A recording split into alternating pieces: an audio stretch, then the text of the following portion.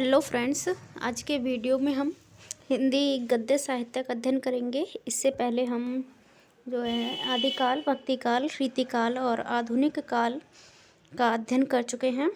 इसमें भारतीय युग, द्विवेदी युग, छायावादोत्तर युग, प्रगतिवाद, प्रयोग काल, नवलेखन काल, ठीक है, इन सब का अध्ययन हम कर चुके हैं। अब हम गद्य साहित्य का प्रारंभ करेंगे। आशा करती हूँ आप सभी ठीक होंगे, और अगर चैनल पर पहली बार आए हो तो चैनल को लाइक शेयर सब्सक्राइब करके बेल आइकन प्रेस जरूर करें, ताकि आने वाले सभी वीडियोस आपको सबसे पहले प्राप्त हो और आपका अध्ययन कंटिन्यू चलता रहे। और ये टीजीटी, पीजीटी, नेट, जेआरएफ और DSSB, UGC net, PhD entrance और असिस्टेंट प्रोफेसर, आरपीएससी, एमपीएससी सभी के लिए वेरी इंपॉर्टेंट है। फर्स्ट ग्रेड, सेकंड ग्रेड, जितने भी हिंदी साहित्य से रिलेटेड एग्ज़ाम्स हैं उन सभी के लिए वेरी इंपॉर्टेंट है। तो हम बिना देरी किए हुए आज का अध्ययन शुरू करते हैं। तो हमारा फर्स्ट पॉइंट है, गद्य शब्द संस्कृत की गद धातु से निष्पन्न माना जाता है, जिसका शाब्दिक अर्थ होता है स्पष्ट करना। दूसरा है, गद्य कविना निकषं वदन्ति। इस उक्ति के अनुसार गद्य काव्य को ही कवियों की कसौटी माना जाता है। थर्ड पॉइंट है, गद्य साहित्य भी काव्य का ही एक मुख्य भेद है। काव्य के मुख्यतः कितने भेद हैं? 3 भेद माने गए हैं। पहला पद्य काव्य, गद्य काव्य और चंपू काव्य। जो चंपू काव्य होता है वह गद्य पद्य मिश्रित रचना को कहा जाता है। और ये गद्य काव्य के भी मुख्यतः 2 भेद हैं। गद्य काव्य में कथा होता है और आख्यायिका होता है, ठीक है। तो इसकी परिभाषा देख लेते हैं। कथा किसी लेखक के द्वारा अपनी कल्पना के आधार पर रचा गया गद्य काव्य कथा कहलाता है। और आख्यायिका किसी लेखक के ऐतिहासिक ऐतिहासिक वृत्तांतों, घटनाओं के आधार पर रचा गया गद्य काव्य आख्यायिका कहलाता है। अग्नि पुराण में गद्य के 5 भेद बताए गए हैं, वो हम देख लेते हैं कौन कौन से भेद है अग्नि पुराण में गद्य के। तो पहला है कथा। इसमें कथाकार श्लोकों में संक्षेप में अपने वंश का वर्णन करता है। प्रमुख उद्देश्य की सिद्धि के लिए अन्य कथानक आ सकते हैं, इसमें परिच्छेद नहीं होते, ठीक है। खंड कथा, जिस कथा में बीच बीच में चतुष्पदी श्लोकों का प्रयोग हो। नायक, राजमंत्री, व्यापारी, ब्राह्मण, करुण रस या चारों प्रकार के विप्लव श्रृंगार का वर्णन हो, वह क्या है? खंड कथा है। फिर है परिकथा। इसके लक्षण भी खंड कथा के समान होते हैं। इसमें कथा और आख्यायिका दोनों ही विशेषताओं का सम्मिश्रण होता है, ठीक है। चौथा है आख्यायिका।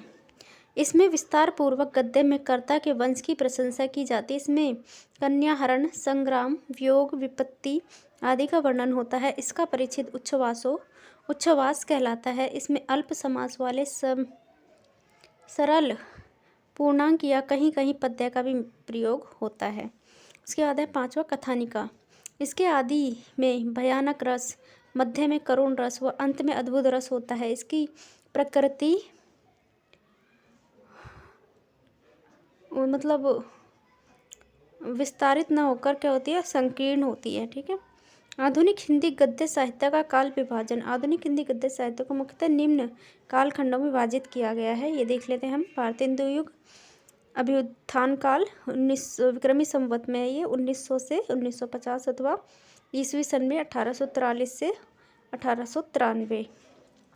फिर द्विवेदी युग, विक्रमी संवत 1950 से 1975, अथवा ईस्वी में 1893 से 1918। छायावादी युग, विक्रमी संवत 1975 से विक्रमी संवत 1995, और ईस्वी में 1918 से 1938 नगेंद्र के अनुसार है। वैसे छायावादी युग को 1936 तक माना जाता है। अध्यान्तन युग या वर्तमान काल 1995 से अब तक 1938 ईस्वी से अब तक माना गया है। अब पढ़ते हैं भारतीय हिंदू युग के पूर्व का हिंदी गद्य साहित्य है, ठीक है। भारतीय हिंदू काल के पूर्व का गद्य साहित्य है। हिंदी साहित्य में गद्य लेखन की वास्तविक शुरुआत भारतीय हिंदू युग 1850 ईस्वी से ही हुई मानी जाती है। इससे पूर्व भी अनेक लेखकों द्वारा गद्य में रचना कार्य किया गया था। इसे हम हिंदी का प्रारंभिक गद्य कह सकते हैं। भाषा की दृष्टि से इसमें प्रारंभिक गद्य साहित्य को 4 भागों में विभाजित किया गया है। वो 4 भाग कौन कौन से ये देख लेते हैं। पहला है राजस्थानी भाषा गद्य, मैथिली भाषा गद्य, ब्रज भाषा गद्य और खड़ी बोली गद्य। पहला है राजस्थानी भाषा गद्य। इसमें राजस्थानी भाषाओं में रचित प्राचीनतम गद्य साहित्य की जो रचनाएं हैं वो हैं, उसमें कौन कौन सी ये देख लेते हैं। आराधना, ये अज्ञात है इसका लेखक 1271 ईस्वी में। अतिचार अज्ञात है इसके भी लेखक, ये 1283 ईस्वी में लिखी गई थी। बाल शिक्षा ये संग्राम सिंह की है और 1279 में लिखी गई थी। नोट है, उक्त तीनों रचनाएं मुनि जिन विजय द्वारा संपादित जो प्राचीन गुजराती गद्य संदर्भ ग्रंथ में संग्रहित हैं।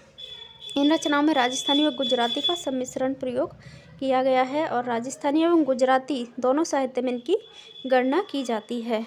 चौथी रचना है तत्व विचार, इसके लेखक का अज्ञात है, पता नहीं है क्योंकि 14वीं शताब्दी की रचना है। धनपाल कथा ये इसके लेखक भी अज्ञात हैं, 14वीं शताब्दी की रचना है। पृथ्वी चंद्र चरित्र के माणिक्य चंद्र द्वारा लिखी गई है 1421 में। उक्त रचनाओं को श्री अग्रचंद नाहटा द्वारा प्रकाशित कौन सी राजस्थानी भारती में संकलित की गई हैं। आगे राजस्थानी गद्य की कथाएं। राजस्थानी गद्य में अनेक ऐतिहासिक एवं काल्पनिक कथाएं मिलती हैं। इन कथाओं के मुख्यतः 3 भेद हैं। पहला क्या है, वचनिका, ख्यात और बात। ठीक है, ये 3 प्रकार हैं राजस्थानी गद्य साहित्य के। इसके बाद है वचनिका। वचनिका में प्राय ऐतिहासिक घटनाएं ली जाती हैं। इसमें गद्य का प्रयोग तुकांत रूप में होता है। कुछ प्रसिद्ध वचनिकाएं जो हैं इस प्रकार है, देख लेते हैं।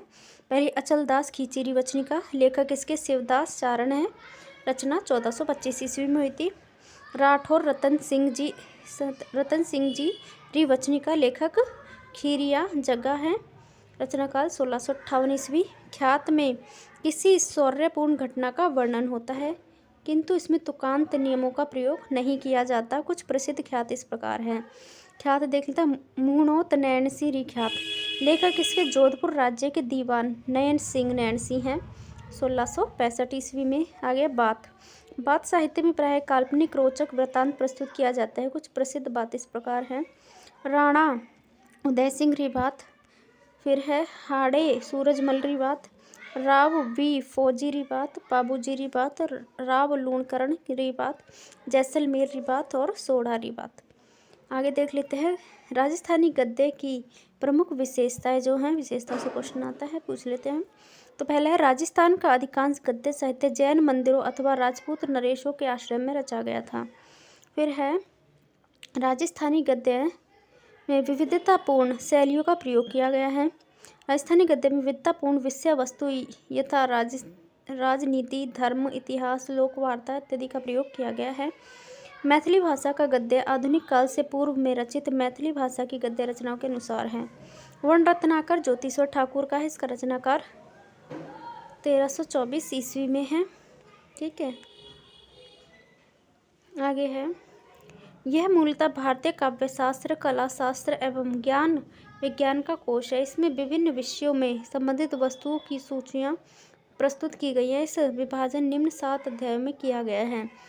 पहला है नगर वर्णन, दूसरा है नायक वर्णन, आस्थान वर्णन, ऋतु वर्णन, प्रयाणक वर्णन, चट्टादी वर्णन, कला वर्णन आदि। ठीक है, आगे है कीर्ति लता। विद्यापति ठाकुर का जन्मकाल 1360 में, मृत्युकाल 1448 में। कीर्ति पताका विद्यापति ठाकुर की है। नोट है, कीर्ति लता गद्य पद्य मिश्रित ऐतिहासिक काव्य है। इसमें कवि ने अपने आश्रयदाता कीर्ति सिंह के युद्ध की एक घटना का वर्णन किया है। इसका विभाजन 4 पल्लवों में किया गया है। इसमें अवहट्ट भाषा का प्रयोग हुआ है। इस संबंध में स्वयं कवि ने क्या लिखा है वो देख लेते हैं। ये इनकी पंक्ति और ये इम्पोर्टेंट है, पूछ ली जाती हैं। देसिल बैना सब्जन मिठा ते तैसन जपहो अवहट्टा। ठीक है, अवहट्ट भाषा के विषय में ये लिखा है। और ये अर्थात ऐसी वचन सब लोगों को मीठा लगता है, इसलिए वैसे ही अवहट्ट में लिखता हूँ। कीर्ति लता में पद्य भाग की अपेक्षा गद्य भाग की भाषा अधिक आधुनिक, व्यावहारिक एवं विकसित है। कीर्ति पताका रचना में महाराज शिव सिंह की वीरता का वर्णन है। रचना खंडित एवं अशुद्ध रूप में प्राप्त होती है। तो कीर्ति लता में पूछा जाता है कीर्ति सिंह का वर्णन है, ये आपको याद रखना है। कीर्ति पताका में किसका है, शिव सिंह का वर्णन है, क्योंकि ये पूछ लिया जाता क्वेश्चन, तो आप याद रखना। शेष तथ्य इसके अतिरिक्त आसाम के आचार्य शंकर देव 1449 से 1558 में, माधव देव 1489 में से 1596 ईस्वी, गोपाल देव, रामचरण ठाकुर आदि ने भी मैथिली भाषा में गद्य रचनाएं रची हैं। आगे है ब्रज भाषा का गद्य देख लेते हैं। ब्रज भाषा के गद्य में आधुनिक काल से पूर्व रचित ब्रज भाषा के गद्य को मुख्यतः 3 श्रेणियों में बांटा गया है। पहली है मौलिक ग्रंथ, दूसरी टिकाऊ के रूप में रचित ग्रंथ, तीसरी है अनुदित ग्रंथ। तो पहली है मौलिक ग्रंथ। इसमें गुरु गोरखनाथ जो कि 14वीं शताब्दी के हैं, इनकी रचना है गोरखसार, ठीक है। और गोस्वामी विट्ठल दास, इनका समय है 1515 से 1585। इनकी रचना है श्रृंगारस मंडन, यमुनाष्टक, नवरत्न सटीक, ठीक है। इसके बाद आते हैं हमारे चतुर्भुज दास, इनकी है षट ऋतु की वार्ता। गोकुलनाथ, इनका समय है 15 से 51 ईस्वी से 1640 ईस्वी। इनकी रचना है 84 वैष्णवन की वार्ता। ये गोकुलनाथ जो विट्ठलनाथ के पुत्र थे, ठीक है। और जो वल्लभाचार्य थे वो विट्ठल नाथ के पिता थे, ठीक है। तो इनके दादा हो गए एक तरफ से। आगे है 200 वैष्णवन की वार्ता, श्री गुसाई जी की वन यात्रा, श्री गुसाई जी व दामोदर नाथ जी का संवाद, नित्य सेवा प्रकार, 84 बैठक चरित्र, ठीक है। ये इनकी रचनाएं हैं गोकुलनाथ जी की।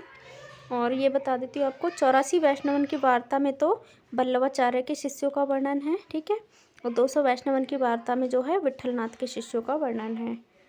आगे देखते हैं 28 बैठक चरित्र। आगे है धरु वार्ता, उत्सव भावना, रहस्य भावना, चरण सिंह भावना, भाव सिंधु और भाव वचनिका। आगे हम आ जाते हैं गोस्वामी हरि राय के गद्य साहित्य पे। इनका समय है 1590 से 1666 ईस्वी। श्री आचार्य महाप्रभु की द्वादश निज यात्रा, श्री आचार्य महाप्रभु के 84 वैष्णव की वार्ता, गोसाई जी के स्वरूप के चिंतन का भाव, कृष्ण अवतार स्वरूप निर्णय, सातों स्वरूप की भावना, भाव वार सब, द्वादश निकुंज की भावना, 56 भोग की भावना। और अन्य लेखक देख लेते हैं। गोविंद दास का ब्राह्मण की वार्ता, ब्रजभूषण 17वीं शताब्दी इनकी है, नित्य विनोद, नीति विनोद, श्री महाप्रभु जी तथा गोसाई जी का चरित्र, श्री द्वारकाधीश जी की प्रणय वार्ता, श्री द्वारकाकेश की भावना वाले 19वीं सदी में। इनकी जो रचनाएं हैं, श्री नाथ जी आदि 7 स्वरूपन की भावना, दून मणि भावना, उत्सुक भावना, भाव भावना। आगे नाभा दास की 17वीं शताब्दी में अष्टायाम, ये रचना इनकी इम्पोर्टेंट है नाभा दास की। और भक्तमाल भी नाभा दास की इम्पोर्टेंट है। आगे है ललित किशोरी और ललित मोहिनी, 18वीं सदी की है। सी महाराजन की वचनिका, यशवंत सिंह की सिद्धांत बोध, बनारसी दास की बनारसी विलास और वचनिका की अनुगति। तो बनारसी दास का समय क्या, 17वीं शताब्दी। सुखदेव मिश्र की 18वीं शताब्दी, पिंगल ग्रंथ, बेनी कवि की टिकैत राय प्रकाश 1735 ईस्वी, प्रियादास की सेवक चरित्र 1776 ईस्वी, लल्लू लाल की राजनीति 1802 में, माधव विलास 1817 में, लल्लू लाल की रचना इंपॉर्टेंट है। बख्शी समन सिंह की पिंगल काव्यभूषण 1822 में, व्यास की शकुन विचार 18वीं शताब्दी में, वैष्णव दास इसका भक्तमाल प्रसंग है 18वीं शताब्दी में।